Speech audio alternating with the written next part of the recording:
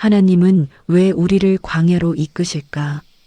인생을 오래 살아오다 보면 누구에게나 갑자기 모든 것이 멈춰버린 듯한 시간이 찾아옵니다. 익숙했던 일상이 한순간 낯설어지고 늘 함께 걷던 길이 텅 빈 것처럼 느껴지며 앞으로 어디로 가야 할지조차 알 수 없는 공허함이 마음을 가득 채우는 순간이 있습니다. 많은 이들이 그 시간을 가리켜 광야라고 부릅니다. 초록도 없고 그늘도 없고 길마저 흔적이 보이지 않는 황량한 곳. 우리는 그런 광야에 발을 들이게 되었을 때 묻습니다. 하나님, 왜 저를 이런 자리로 데려오신 건가요? 광야에 들어서면 처음에는 혼란스러움이 밀려옵니다. 살아온 시간이 허무하게 느껴지고 앞으로의 시간이 두렵게 느껴지며 하나님의 뜻도 잘 보이지 않습니다. 기도하려 해도 마음은 마르듯 메말라 있고 말씀을 펴도 글자가 가슴에 들어오지 않습니다. 사람들은 괜찮아질 거야 라고 말하지만 정작 광야를 걷는 사람에게 그 말은 더 무겁게만 들릴 때가 많습니다. 그리고 우리는 조용히 하나님께 속삭입니다. 하나님, 저는 지금 너무 막막해요. 그러나 성경은 우리에게 놀라운 진실을 가르쳐 줍니다. 광야는 하나님이 우리를 버리신 자리가 아니라 오히려 하나님이 우리를 가장 가까이서 만나주시는 자리라는 것입니다. 이스라엘 백성이 광야를 지나던 그때 하나님은 하늘에서 만나를 내려주시고 낮에는 구름 기둥, 밤에는 불 기둥으로 그들을 지켜주셨습니다. 광야는 길이 없는 곳처럼 보이지만 실은 하나님이 길이 되어 함께 걸어가시는 자리였습니다. 고요한 광야에 서 있어야 비로소 하나님이 우리 마음에 속삭이시는 작은 음성이 들립니다. 두려워하지 말라, 내가 너와 함께 있다. 그래서 광야는 끝이 아니라 시작입니다. 무너진 자리 같아 보여도 사실은 하나님이 우리의 마음을 새롭게 빚으시고 기대지 못했던 은혜를 준비하시는 자리입니다. 오늘 이 이야기 속에서 우리는 묻게 될 것입니다. 하나님은 왜 나를 광야로 이끄셨을까? 그리고 답하게 될 것입니다. 아, 하나님은 나를 버리신 것이 아니라 나를 새롭게 하시려고 이 길로 부르셨구나. 그럼 이제 하나님이 이 광야 같은 시간 속에서 우리에게 어떤 이야기를 들려주시는지 천천히 함께 걸어가 볼까요? 위로가 필요하신 분들은 구독과 좋아요, 알림 설정으로 다음 길도 함께 해주세요. 광야는 언제나 예고 없이 찾아옵니다. 한 사람에게는 오랜 직장을 떠나는 순간이었고 또 다른 사람에게는 건강의 악화가 갑작스레 다가온 날이었으며 누군가에게는 사랑하는 사람을 먼저 떠나보낸 그날이었습니다. 평소와 다를 것 없던 하루가 어느 순간 갑자기 삶의 색을 잃고 세상 모든 소리가 멀어지는 듯한 공허함으로 바뀌어 버립니다. 집사님도 그랬습니다. 35년 동안 몸처럼 익숙했던 직장을 떠난 첫날, 오랜만에 찾아온 자유가 그에게 기쁨을 주기는커녕 오히려 삶이 갑자기 멈춰버린 듯한 느낌을 안겨주었습니다. 그는 아침에 일어나도 더 이상 자신을 기다리는 곳이 없다는 사실 앞에서 이상한 두려움을 느꼈습니다. 늘 같은 시간에 출근하던 버릇 때문에 습관적으로 손목시계를 들여다보았지만 그 시계는 이제 어디를 향해 가야 할지 알려주지 않았습니다. 식탁에 앉아도 음식의 맛이 느껴지지 않았고 아내가 건넨 따뜻한 말도 마음에 닿지 않았습니다. 몸은 여전히 움직였지만 영혼은 어딘가 넓고 텅 빈 광야 한가운데 놓여 있는 듯 했습니다. 그는 자신이 하루아침에 쓸모없는 사람이 된 것 같은 느낌을 떨칠 수 없었습니다. 그 마음은 마치 길을 잃어버린 어린아이처럼 작고 불안했습니다. 그런데 시간이 조금 흐르고 이 조용한 정지의 순간이 계속되자 그는 그동안 숨기고 있던 감정들이 하나둘 떠오르는 것을 느꼈습니다. 일하느라 미뤄두었던 후회들, 누군가에게 하지 못해 마음에 남아있던 말들, 속으로만 삼켜왔던 상처들이 고요 속에서 자신을 향해 손을 흔들기 시작했습니다. 그리고 그 감정 한가운데에서 그는 문득 깨달았습니다. 이 광야 같은 시간이 고통이기만 한 것이 아니라는 것을요. 자신이 너무 오래 바빠서 놓치고 지나온 것들이 지금 이 광야에서 다시 모습을 드러내고 있다는 것을요. 그리고 그 순간 마음 한 곳에서 아주 작은 위로가 들려왔습니다. 괜찮다. 내가 너와 함께 있다. 그 말은 실제 음성이 아니라 마음속 깊은 곳에서 흘러나온 하나님만의 위로였습니다. 그는 처음으로 인정했습니다. 자신이 광야에 홀로 던져진 것이 아니라 하나님께서 이 자리로 천천히 이끌고 계셨다는 사실을요. 무너진 곳처럼 보였던 이 시간이 실은 하나님이 자기 마음을 다시 돌아보게 하시는 하나의 멈춤이라는 것을 깨달았습니다. 광야는 정말로 잔인한 장소가 아니라 우리 안에 숨겨진 울음과 깊은 생각이 비로소 드러나는 자리였습니다. 그리고 하나님은 그 자리에서 그의 마음을 부드럽게 감싸기 시작하셨습니다. 그는 처음으로 조용히 속삭였습니다. 하나님, 이 시간을 그냥 지나치지 않게 해주세요. 그 고백은 광야의 시작이자 동시에 회복의 첫걸음이었습니다. 광야에 서 있는 사람의 첫 번째 마음은 언제나 외로움입니다. 함께 일하던 사람들은 이제 더 이상 곁에 없고 집안의 소리마저 낯설게 느껴지고 아무리 주변에 사람이 있어도 마음은 깊은 곳에서 혼자라는 느낌을 지울 수 없습니다. 집사님도 그랬습니다. 매일 수십 명의 직원들과 일하며 소통하던 사람이 갑작스레 아무 말도 들리지 않는 집에 혼자 앉아있자 그 적막함이 가슴을 누르듯 무겁게 내려앉았습니다. 그의 마음에 처음 떠오른 질문은 이것이었습니다. 하나님, 왜 저를 이런 곳에 두시는 건가요? 그러나 이 질문이 마음 깊은 곳에 자리 잡을 즈음 집사님은 아주 사소한 순간 속에서 설명할 수 없는 위로를 경험하기 시작했습니다. 창문을 통해 들어오는 햇빛이 유난히 따뜻하게 느껴졌고 과일을 깎아 건네는 아내의 손길에서 오랜만에 평안이 스며들었습니다. 마음이 무너지는 날에는 오랫동안 연락 없던 친구에게서 문득 내 생각이 나서 전화했어라는 말이 들려왔습니다. 이 모든 작은 순간들이 집사님의 마음속에서 하나의 질문을 다시 불러일으켰습니다. 이게 하나님이 주시는 위로일까? 광야 한가운데임에도 불구하고 누군가가 그를 부드럽게 붙들어주는 듯한 느낌이 들었습니다. 성경을 펼치던 어느 날 그는 이스라엘 백성이 광야에서 길을 잃을 때 하나님이 구름 기둥과 불 기둥으로 앞서가셨다는 말씀을 다시 읽게 되었습니다. 그는 그 장면을 마음 깊이 떠올렸습니다. 백성들이 불안해하고 두려워하는 그 자리에 하나님은 앞서 걸어가며 빛으로 그들을 인도하고 계셨다는 사실. 그 말씀은 마치 집사님 자신의 상황을 비춰주는 거울처럼 느껴졌습니다. 광야는 하나님이 없는 자리처럼 느껴지지만 실은 하나님이 가장 먼저 도착해 기다리고 계신 자리였습니다. 집사님은 문득 깨달았습니다. 자신이 느끼던 그 미세한 위로들은 결코 우연이 아니었다는 것을요. 하나님은 그가 광야에 들어서기 전부터 이미 그 자리에 서서 그를 기다리고 계셨습니다. 그리고 그 기다림 속에서 하나님은 말씀하시는 듯 했습니다. 내가 혼자 걷는다고 생각했지만 나는 늘 너와 함께 걸어왔단다. 그날 이후 집사님은 광야가 단지 황량한 곳이 아니라는 사실을 조금씩 다시 바라보기 시작했습니다.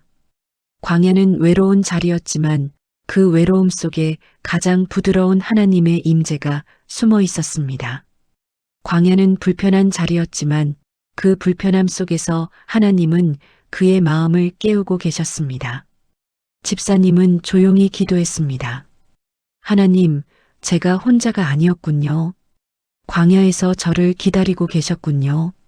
그 고백은 눈물 속에서 나왔지만 그 눈물은 절망의 눈물이 아니라 하나님이 곁에 계심을 깨달은 따뜻한 눈물이었습니다. 이제 그의 광야는 두려움이 아닌 하나님과의 새로운 동행이 시작되는 자리가 되고 있었습니다. 광야 한가운데 서 있는 시간은 처음엔 어둠처럼 느껴지지만 그 침묵 속에서 사람의 마음은 비로소 자신을 들여다보게 됩니다. 집사님도 어느 날 거실 소파에 앉아 멍하니 창밖을 바라보다가 문득 이런 생각을 했습니다. 나는 지금 무엇을 붙들고 살아왔던 걸까? 직장과 역할이 사라지자 그는 자신이 누구인지 알 수 없었습니다. 그제야 깨달았습니다.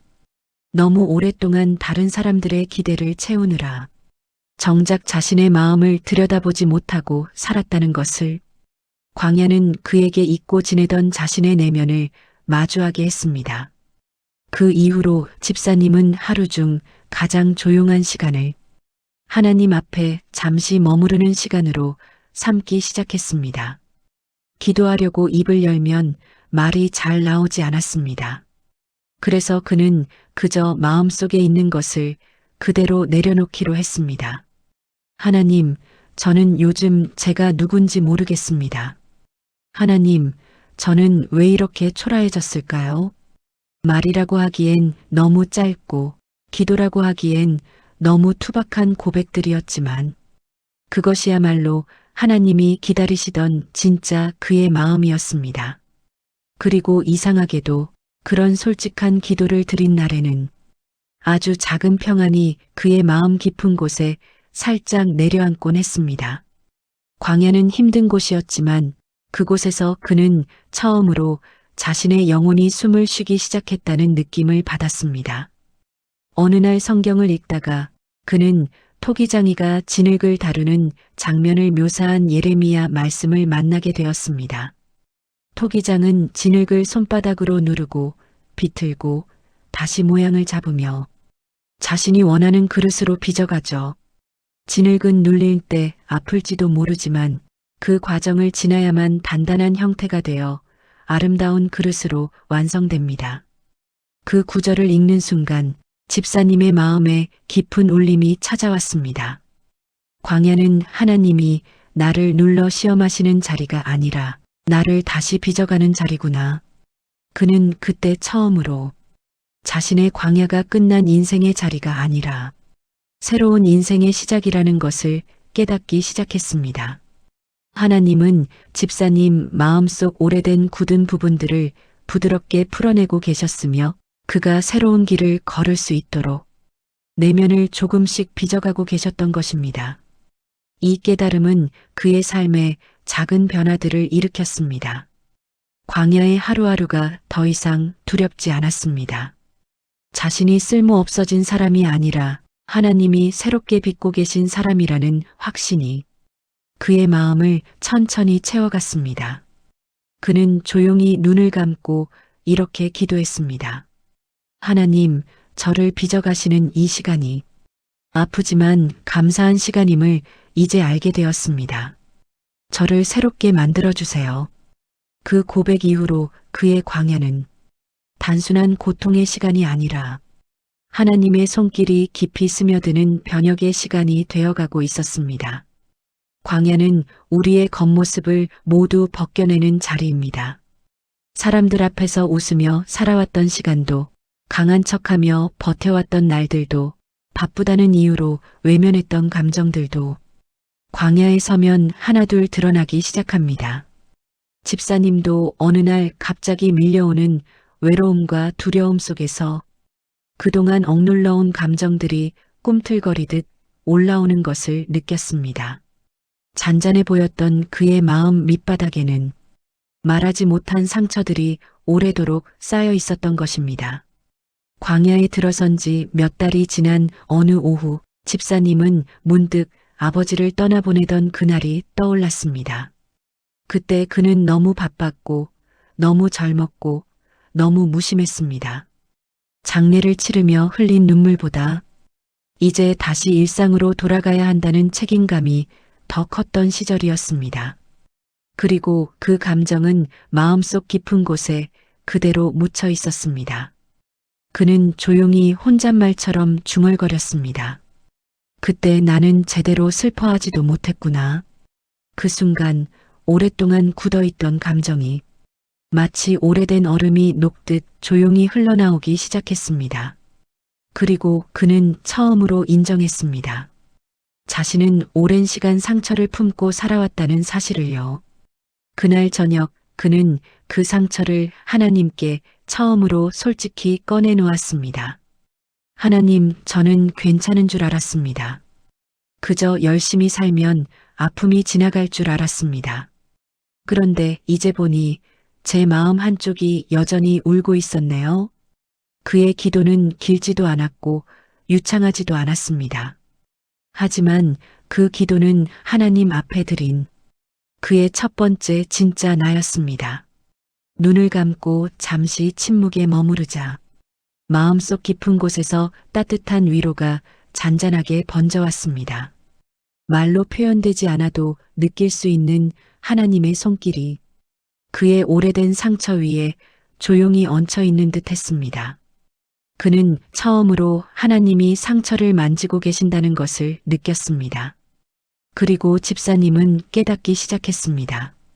광야는 상처를 잊는 장소가 아니라 상처가 하나님께 드러나는 장소라는 것을, 상처를 보지 않으려 숨기고 달아날 때에는 그 상처는 더 깊어지기만 했지만 광야에서 하나님 앞에 조용히 내려놓자 상처는 비로소 치유의 길로 들어서기 시작했습니다.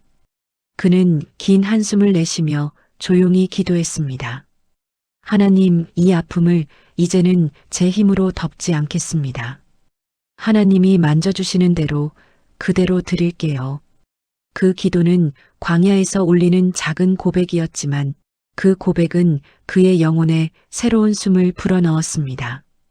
광야는 여전히 길이 없는 곳처럼 보였지만 그의 마음속에는 오래된 상처 대신 하나님의 평안이 자리를 조금씩 채워나가고 있었습니다.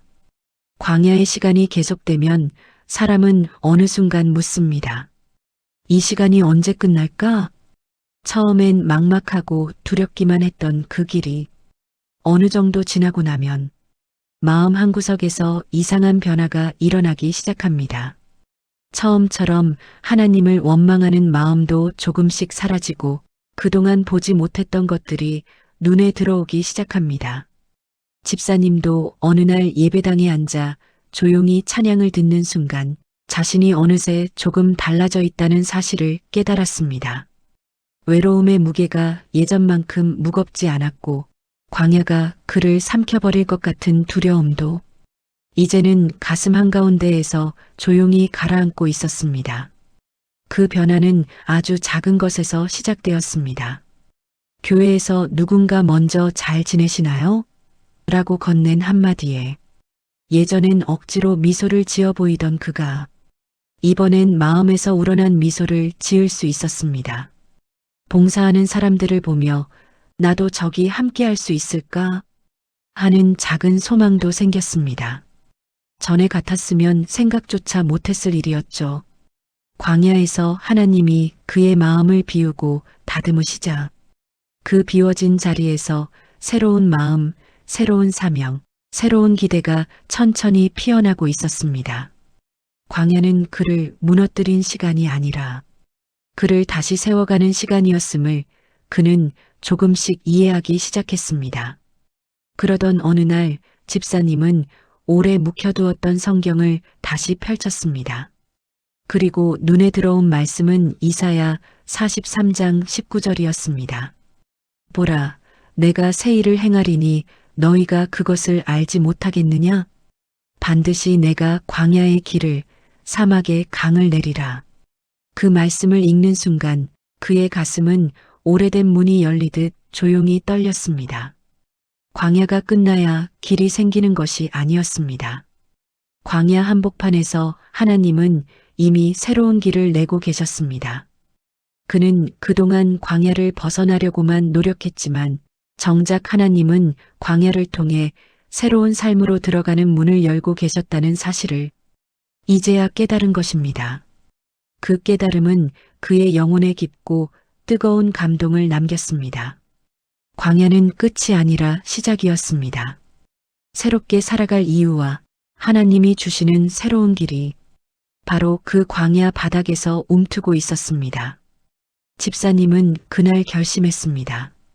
광야에서 배운 이 시간들을 무너짐의 증거가 아니라 하나님이 자신을 다시 세우신 은혜의 흔적으로 삼기로 말이죠. 그는 교회 작은 봉사팀에 참여했고 동네 홀몸 어르신들 돌봄 활동에도 발을 들였습니다.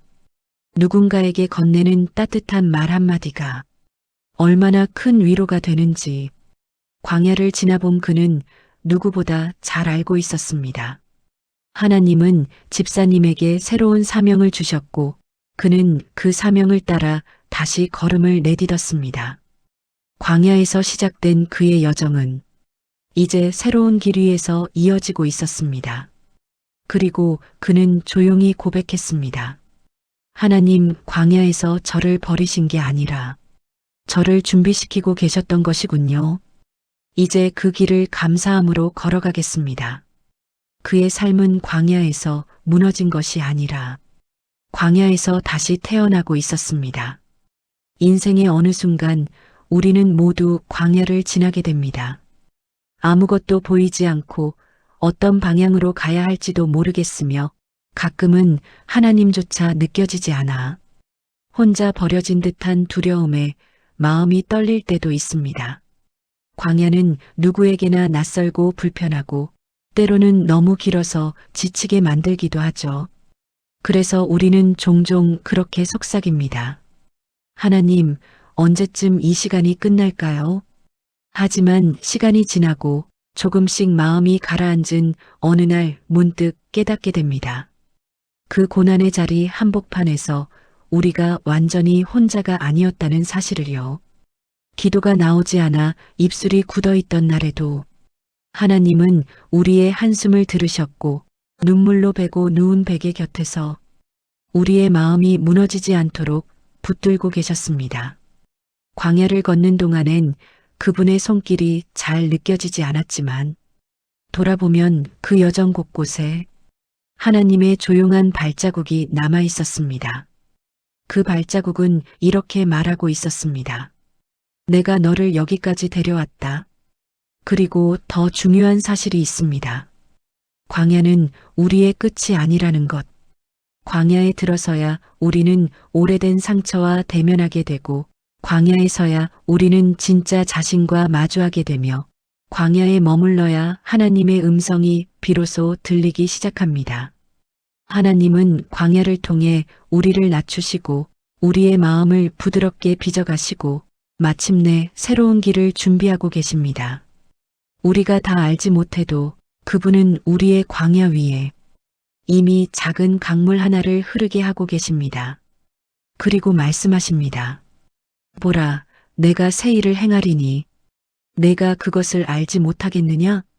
광야는 하나님이 우리를 멈추게 하신 자리이지만 동시에 다시 시작하게 하시는 자리입니다. 우리의 힘으로는 도저히 걸어갈 수 없던 그 길에서 하나님은 우리를 새롭게 하시고 깊어지게 하시고 마침내 더 넓은 길로 이끄십니다. 그러니 혹시 지금도 광야를 걷고 있다면 부디 이 한 가지를 마음에 품으셨으면 합니다. 하나님은 광야 끝에서 기다리시는 분이 아니라 광야 한가운데서 우리를 붙드시고 걷고 계신 분이라는 것을요. 그리고 우리가 언젠가 이 길을 지나 뒤돌아볼 때 우리는 이렇게 고백하게 될 것입니다. 하나님, 그때도 저와 함께 계셨군요. 그 광야의 시간이 제 인생의 은혜였습니다. 그 고백이 여러분의 삶에도 잔잔히 흘러가기를 바랍니다.